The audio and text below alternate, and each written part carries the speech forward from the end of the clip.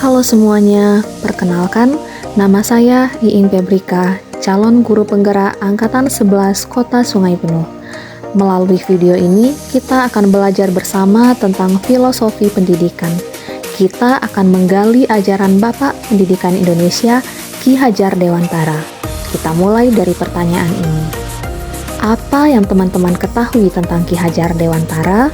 Mungkin jawaban yang terlintas adalah Bapak Pendidikan, pendiri Taman Siswa, keturunan Ningrat, 3 serangkai, Tuturi Handayani, dan Menteri Pendidikan pertama.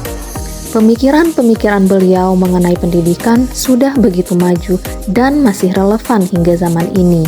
Nah, apa saja filosofis pemikiran Ki Hajar Dewantara? Mari kita simak video ini bersama-sama. Terlahir dengan nama Raden Mas Suwardi Suryaningrat, ia adalah seorang aktivis pergerakan, aktivis pendidikan, dan aktivis kebudayaan. Kiprahnya dimulai dengan bergiat di organisasi Budi Utomo dan Indi Separti, serta menulis di berbagai surat kabar. Tulisannya yang tajam membuat ia dibuang ke Belanda. Di tempat pengasingan, ia tetap aktif menulis juga belajar tentang jurnalistik, seni drama, dan ilmu mengajar.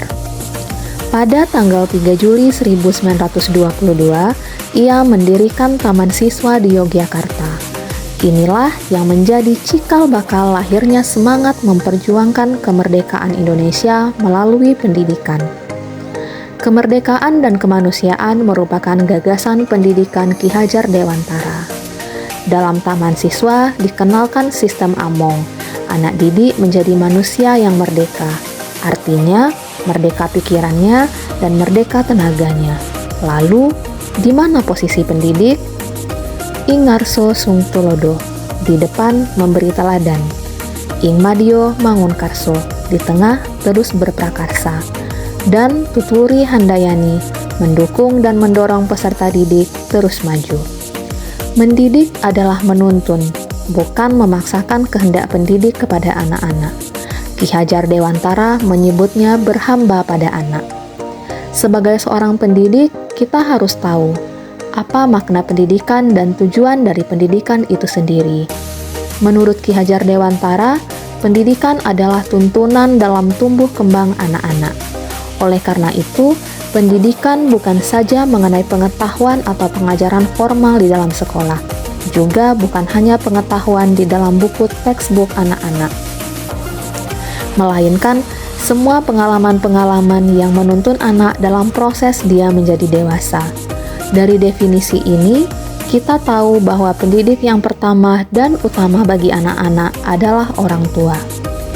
Pemikiran Ki Hajar Dewantara juga melihat bahwa setiap anak unik dan berbeda sesuai dengan kodrat alamnya sendiri. Seumpamanya, ada berbagai macam tanaman yang ada di sebuah taman.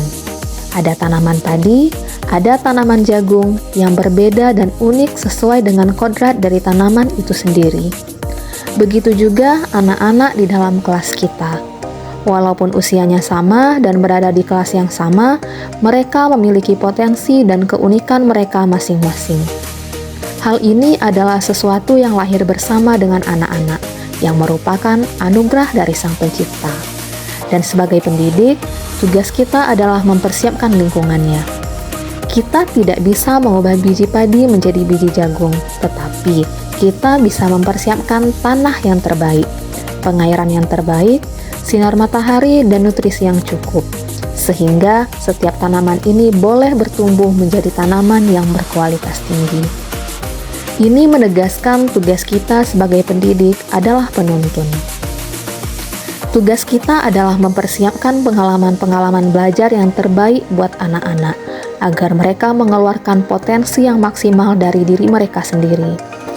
Hal ini sejalan dengan pandangan konvergensi teori yang juga dianut oleh pemikiran Ki Hajar Dewantara, yaitu bahwa anak-anak bukan merupakan kertas kosong yang bisa diisi seenaknya oleh pendidik. Anak-anak juga bukan merupakan kertas yang penuh dengan tulisan, sehingga apapun yang dilakukan oleh pendidik tidak akan ada manfaatnya. Tetapi, anak-anak adalah kertas yang penuh dengan tulisan yang masih buram. Tugas kita sebagai pendidik adalah menebalkan segala tulisan yang baik di dalam diri anak-anak. Selain tidak bisa dilepaskan dari kodrat alam, pendidikan juga tidak bisa dilepaskan dari kodrat zaman. Artinya, pendidikan harus sesuai dengan zaman di mana anak tersebut lahir dan harus mempersiapkan anak-anak untuk zaman tersebut. Oleh karena itu, sebagai pendidik, kita harus jeli melihat perkembangan zaman, sehingga kita dapat mempersiapkan anak-anak menjadi pribadi yang mandiri dan juga pribadi yang dapat berkontribusi kepada masyarakat. Dan untuk dapat berkontribusi terhadap masyarakat, pendidikan tidak hanya bicara soal pengetahuan, melainkan juga soal karakter atau budi pekerti. Pengetahuan ditambah dengan keinginan yang baik akan menghasilkan tindakan yang baik pula. Itulah yang disebut dengan pendidikan yang holistik dari pemikiran Ki Hajar Dewantara ini. Saya, sebagai seorang pendidik, diingatkan kembali bahwa pendidikan sejatinya harus berfokus kepada anak, bukan kepada konten buku teks kurikulum atau bahkan fasilitas dan teknologi. Tetapi, bagaimana menggunakan semua perangkat pendidikan tersebut untuk menciptakan pendidikan yang mengeluarkan potensi sehingga anak dapat menjadi yang terbaik, sebagaimana Tuhan menciptakannya. Karena tujuan dari dilakukannya proses pendidikan adalah untuk menuntun segala kekuatan kodrat yang ada pada anak-anak, agar mereka sebagai manusia dan sebagai anggota masyarakat dapat mencapai keselamatan dan kebahagiaan yang setinggi-tingginya. Lantas, selama kita mengabdi, sudahkah keselamatan dan kebahagiaan anak menjadi perhatian kita sebagai pendidik? Karena mereka merdeka untuk dituntun menjadi diri mereka sendiri. Nah, gimana nih para pendidik? Jadi makin kenal kan dengan Ki Hajar Dewantara? Semoga pemikiran beliau tetap hidup dalam praktek-praktek kita, baik sebagai guru maupun sebagai orang tua, sehingga anak-anak kita dapat bertumbuh menjadi anak-anak yang terbaik dan bahagia.